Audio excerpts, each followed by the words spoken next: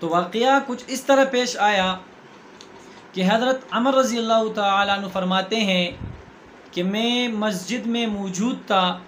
کہ جب حضرت عمر رضی اللہ تعالیٰ عنہ پہ ایک مجوسی ملعون نے حملہ کیا۔ فرماتے ہیں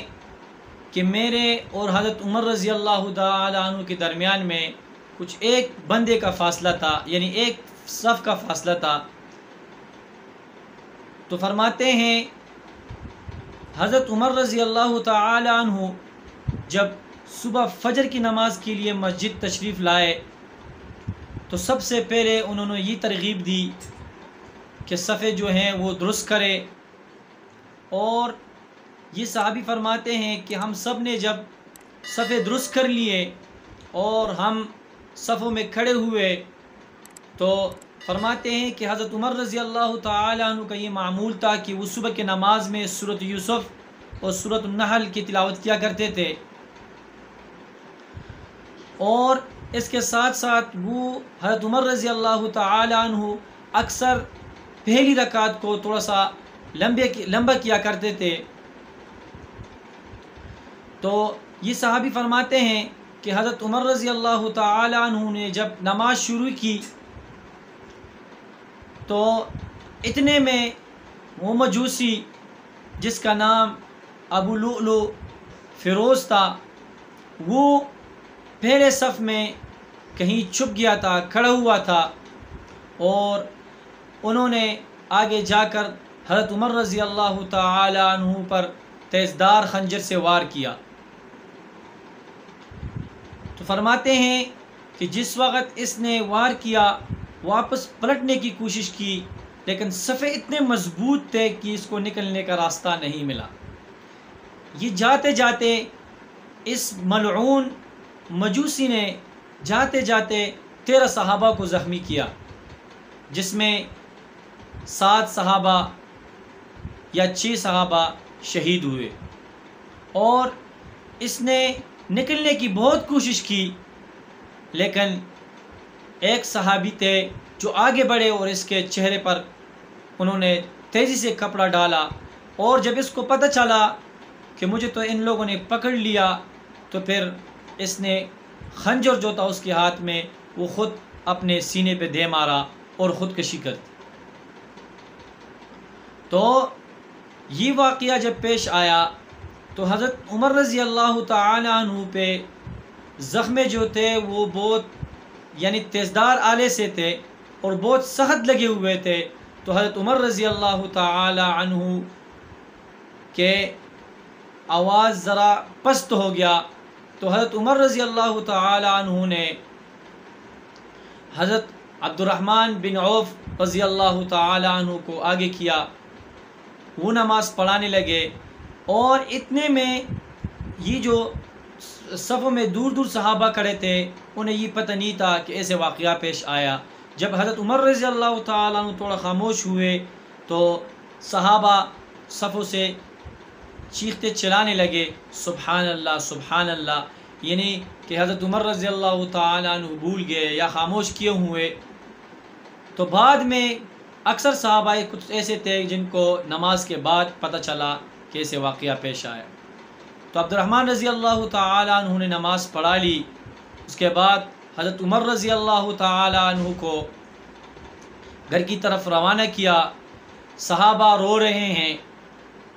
پورا ماتم چھایا ہوا ہے، لوگ دوڑ رہے ہیں، گھروں کی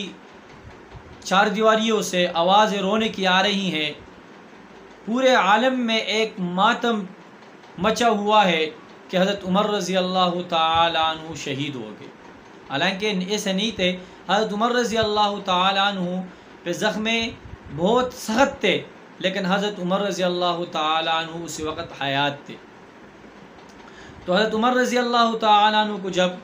لے کر آئے، ایک جگہ پہ بیٹھے، صحابہ ارد گرد سے بیٹھے، حضرت عمر رضی اللہ تعالیٰ عنہ کے لیے کھجور کا شربت بنایا،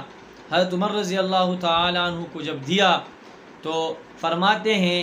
کہ حضرت عمر رضی اللہ تعالیٰ عنہ نے جب شربت نوش کیا پیا تو کہہ رہے ہیں زخموں سے وہ شربت نکلنے لگا۔ پھر جب انہوں نے دودھ پلایا تو دودھ بھی زخموں سے نکلنے لگا۔ تو پھر تمام صحابہ کو یہ علم ہوا کہ یہ زخم جو ہے یہ بہت سخت ہے، حضرت عمر رضی اللہ تعالی عنہ کا اب بچنے کا کوئی امکان نہیں۔ تو حضرت عمر رضی اللہ تعالی عنہ نے جس وقت باہر آئے، صحابہ اکٹھے ہوئے، تو حضرت عمر رضی اللہ تعالی عنہ نے ایک آواز دی کہ مجھے کس نے مارا، کس بدبخت نے مجھے مارا۔ اور جب صحابی نے کہا کہ اس نے مارا، کہا مسلمان تو کوئی نہیں ہے نا؟ تو صحابہ نے کہا مسلمان نہیں ہے، ایک لوہار نے آپ کو مارا ہے، اور مجوسی جو غلام ہے ابو لؤلؤ فیروز جس کا نام ہے، اس نے آپ کو مارا ہے۔ تو حضرت عمر رضی اللہ تعالی عنہ نے کہا الحمدللہ، شکر ہے مجھے کسی مسلمان نے نہیں مارا۔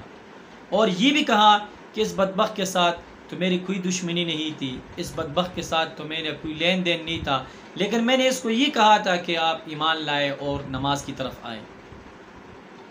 تو پھر حضرت عمر رضی اللہ تعالی عنہ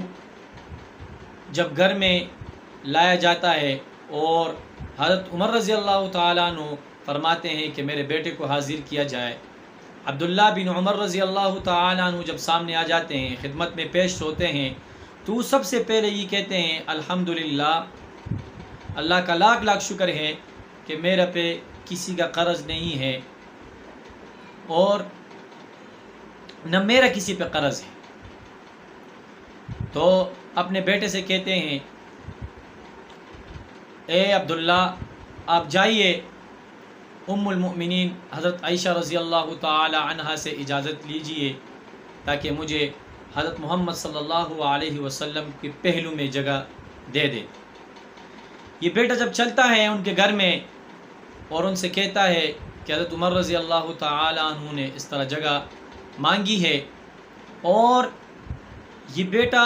جب داخل ہوتا ہے تو عائشہ رضی اللہ تعالی عنہا روتی ہے۔ ان کو یہ معلوم ہوا ہے کہ حضرت عمر رضی اللہ تعالی عنہ پہ ایسا حملہ ہوا ہے، اور رو رہی ہے،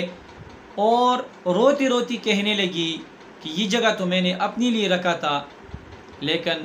یہ جگہ جو ہے یہ حضرت عمر رضی اللہ تعالی عنہ کو میں دینے کے لیے تیار ہوں۔ بیٹا آ کر والد صاحب کو خوشخبری سناتے ہیں، حضرت عمر رضی اللہ عنہ کو فرماتے ہیں کہ ابو، انہوں نے تو یہ کہا کہ یہ جو جگہ ہے یہ میں دیتی ہوں، میں منع نہیں کرتی۔ تو اتنے میں ایک نوجوان آیا، جب صحابہ کو یہ علم ہوا کہ حضرت عمر رضی اللہ تعالی عنہ اب آخری لمحات میں ہیں، تو ایک صحابی آئے اور انہوں نے بے بانگ دل بیان کیا، اور حضرت عمر رضی اللہ تعالی عنہ کی دور کی کچھ واقعات پیش کیے، عادل انصاف پہ ایک تقریر کیا، اور بہت جامع معنی تقریر کیے، اور حضرت عمر رضی اللہ تعالی عنہ سے مخاطب ہوئے اور کہا آپ خوش قسمت ہیں کہ آپ حضرت محمد صلی اللہ علیہ وسلم سے ملاقات کرنے جا رہے ہیں۔ جب وہ صحابی واپس جانے لگے تو ان کے تھوڑے سے پینچے جو تھے وہ تھوڑے سے ٹخنوں سے نیچے تھے، تو حضرت عمر رضی اللہ تعالی عنہ نے کہا اس نوجوان کو میری طرف بلا دیجیے۔ جب اس کو بلا دیا جاتا ہے، اسے عمر رضی اللہ تعالیٰ عنہ فرماتے ہیں اے نوجوان، اپنے پینچوں کو ٹخنوں سے اوپر کرو۔ تو اس عالم میں زخم لگے ہوئے ہیں، موت کی حالات میں ہے، لیکن پھر بھی آپ صلی اللہ علیہ وسلم کی ترغیب کو، سنت کو چھوڑا نہیں، دین کو اس وقت بھی پلا رہا۔ یہاں سے ہمیں پھر سبق مل رہا ہے۔ اور پھر جب حضرت عمر رضی اللہ تعالی عنہ دنیا سے رحلت کرتے ہیں تو ان کو لایا جاتا ہے،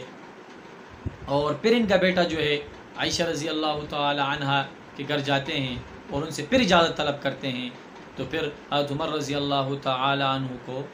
آپ صلی اللہ علیہ وسلم کے پہلو میں دفناتے ہیں۔ تو یہ صحابہ جنہوں نے قربانیاں دی ہیں، جنہوں نے اپنے بچے یتیم کرائے ہیں، جو گھروں سے بے گھر ہو کر پوری دنیا میں اسلام کا پرچم انہوں نے لہرایا ہے۔ حضرت عمر رضی اللہ تعالی عنہ نے 22 مربع میل، اس سے زیادہ کچھ احباب فرماتے ہیں کہ انہوں نے حکومت کی، اور ایسے عادلانہ حکومت کی. خود فرماتے تھے اگر دجلہ کے کنارے کوئی بکری کا بچہ بھوک سے مر جائے تو دن قیامت عمر سے پوچھو گے. اتنے تک لکھا ہے کہ جانور آپس میں جنگلوں میں نہیں لڑتے تھے. یعنی حضرت عمر رضی اللہ تعالی عنہ نے اتنا عدل انصاف قائم کیا اور وہ شہید ہوتے